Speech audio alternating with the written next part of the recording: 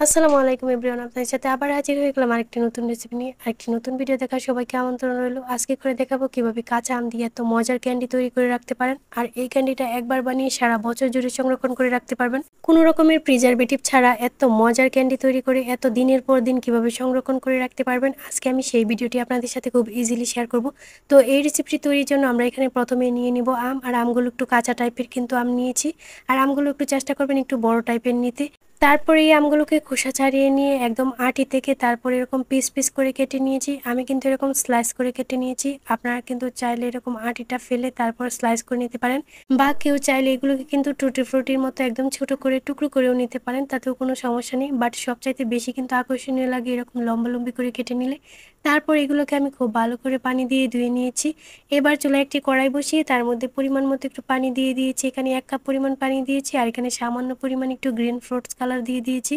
তারপর এখানে দিয়ে দিচ্ছি পানিটা ফুটে এলে এর মধ্যে সেই স্লাইস করে রাখা আমের টুকরোগুলো। আর এখান থেকে আমি কিন্তু পুরোটা আমের টুকরো দিই নাই, জাস্ট হাফ দিয়েছি।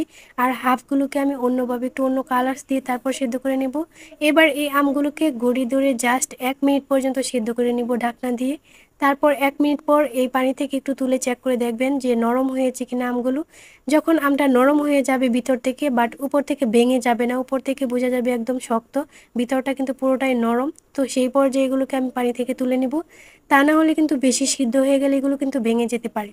এবার আমি আরও 1 কাপ পানি বসিয়ে দিয়েছি। তার মধ্যে সামান্য পরিমাণ দিয়ে দিয়েছি ইয়েলো ফ্রুট কালার্স। এবার এর মধ্যে সেই বাকি কেটে রাখা আমগুলো দিয়ে দিচ্ছি। সেমভাবে এই আমগুলোকেও আমি কিন্তু 1 মিনিট পর্যন্ত জাস্ট সিদ্ধ করে নেব। তো 1 মিনিট পর আমি কিন্তু এগুলোকে তুলে গরম পানি থেকে তারপর কিন্তু একদম স্টেনারে রেখে দিয়েছি। যখনই আমগুলোর গা থেকে একদম পানিটা ঝরে যাবে, তারপর একটি পাত্রে এই আমগুলোকে নিয়ে এর মধ্যে 1 কাপ পরিমাণ চিনি দিয়ে দিচ্ছি। আর এই চিনিটা দিয়ে তারপর কিন্তু আমগুলোকে রেস্টে রেখে দিতে হবে সারা রাতের জন্য। তো আমি এবার এগুলোকে একটু আলতো হাতে জাস্ট চিনিটাকে একটু মিক্স করে নিচ্ছি। এই পর্যায়ে কিন্তু আমগুলো অনেক নরম থাকে, তো বেশি নাড়াতে গেলে কিন্তু দেখবেন যে আমগুলো একদম ভেঙে যাবে। তো এর জন্য কিন্তু বেশি নাড়াচাড়া করার কোনো প্রয়োজন নেই। তো এই আমগুলোকে কিন্তু আমি সারা রাতের জন্য রেস্ট রেখে দিয়েছিলাম। তারপর দেখতেই পাচ্ছেন চিনিটা কিন্তু সারা রাতে গলে গিয়ে অনেকটাই কিন্তু পানির মতো হয়ে গিয়েছে।